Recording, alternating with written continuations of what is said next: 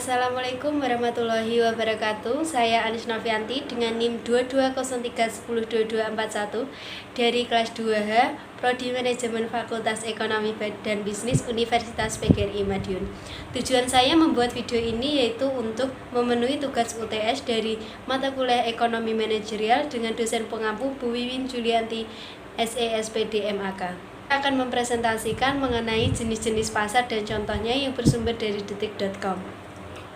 Pengertian pasar menurut buku tukar menukar di pasar tradisional dan pasar modern.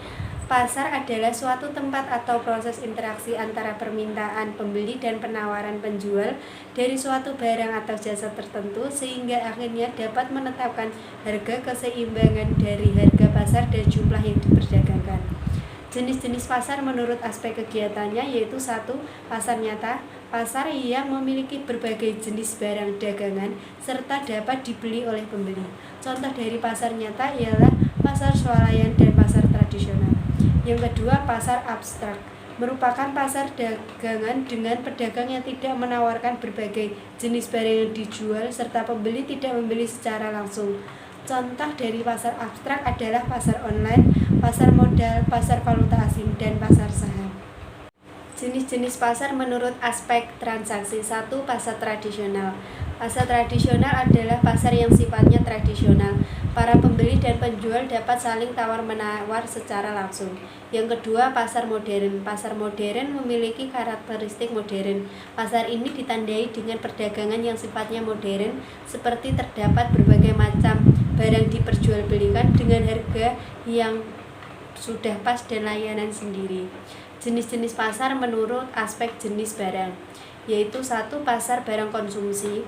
Pasar yang memperjualbelikan berbagai jenis barang konsumsi guna memenuhi kebutuhan hidup manusia.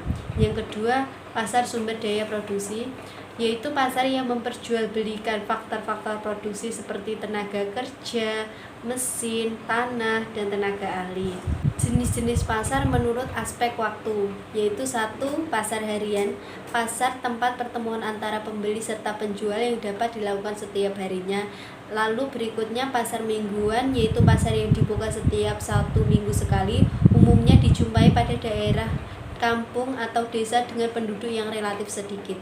Yang ketiga, pasar bulanan, yaitu pasar yang dibuka 1 bulan sekali, umumnya dibuka di daerah tertentu. Yang keempat, pasar tahunan, yaitu pasar yang diselenggarakan selama 1 tahun sekali seperti pekan raya dan pameran pembangunan. Yang kelima, pasar temporer, yaitu pasar yang diadakan pada waktu tertentu atau temporer dan sifatnya tidak rutin seperti bazar komik, bazar K-pop, dan lainnya.